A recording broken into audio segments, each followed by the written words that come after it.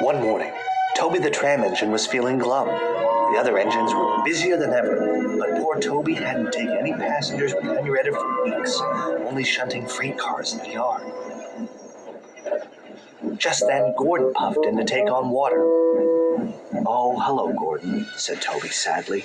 "Are you pulling the express today?" "Who else but me?" puffed Gordon. "You're lucky to always have passengers," remarked Toby. "You know Henrietta and I haven't gone this long without passengers since." "Oh, not since my old tramway closed down." Then Toby remembered. "It was back in the good old days," chuckled Toby. "We had our own line, hauled freight, and Henrietta was always bustling with passengers. They'd visit us on holidays and always remembered our names. But then they stopped coming back. My line was closed, and the good old days were over." "It would be nice to have my own tramway again," sighed Toby, "like having my own branch line."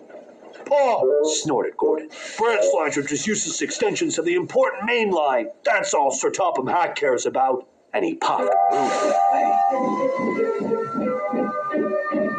Just then, Thomas puffed in with some freight cars. He saw Toby, looking dismayed. "What's the matter?" asked Thomas. "Oh, just miss being useful," replied Toby. "If I could just have some work to do," he said sadly. Thomas smiled.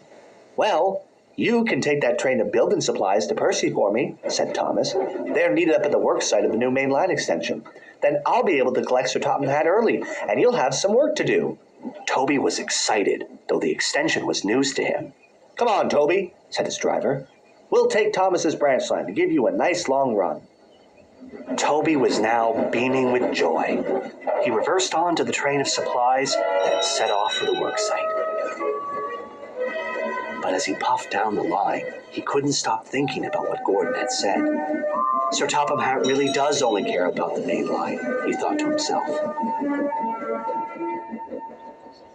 Meanwhile, Percy was fuming. "Where's Thomas? I'm exhausted," he complained. "He'll be here soon," soothed his driver. "But we must remind him not to spoil the surprise." Percy was puzzled. "What surprise?" Before his driver could answer, Toby arrived. "Here are the building supplies, Percy," he panted. "Toby, what are you doing here?" he snapped. "I'm sorry. Thomas said I could deliver these supplies for him. Is there anything else I can do to help?" Percy eyed a long line of freight cars, full of scrap and tree branches. "You can take those cars back to the yards for me," he replied. The train looked quite heavy for Toby, but he agreed. He rolled onto the special junction, called a Y, to change directions. He then buffered up to the heavy train and was on his way. Soon Toby was pushing the heavy train of freight cars up a big hill. He made a tremendous effort, but just as he reached the top, the weight of the cars became too much for him. His driver shut off steam and applied the brakes, but it was too late. There was worse to come. As Toby thundered toward the worksite, he saw Percy dead ahead on his track. "Look out, Percy!" cried Toby.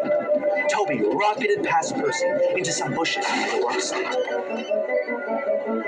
Toby shut his eyes and braked with all his might.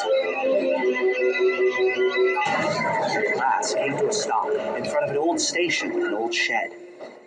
When Toby opened his eyes, he couldn't believe where he was. Percy pulled up behind him. "Are you all right, Toby?" he gasped. Toby was bubbling with excitement.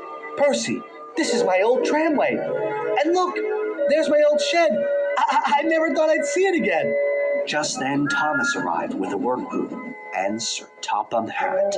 He spoke sternly to Toby. "You should know your own strength by now, Toby," he boomed. "I'm sorry, sir, but I only wanted to help." "I'm aware of that. I'm just glad to see you're safe, though it's a shame you spoiled your surprise." Toby was confused. "My surprise, sir?" Sir Topham Hatt smiled.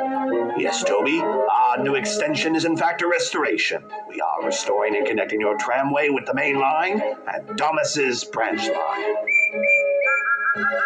Toby grinned from buffer to buffer. He almost couldn't believe it. "Oh, sir! Thank you, sir!" he cheered happily.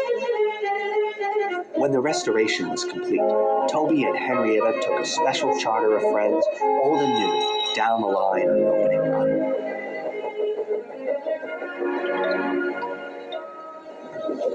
For Toby, it seemed the good old days were here to stay.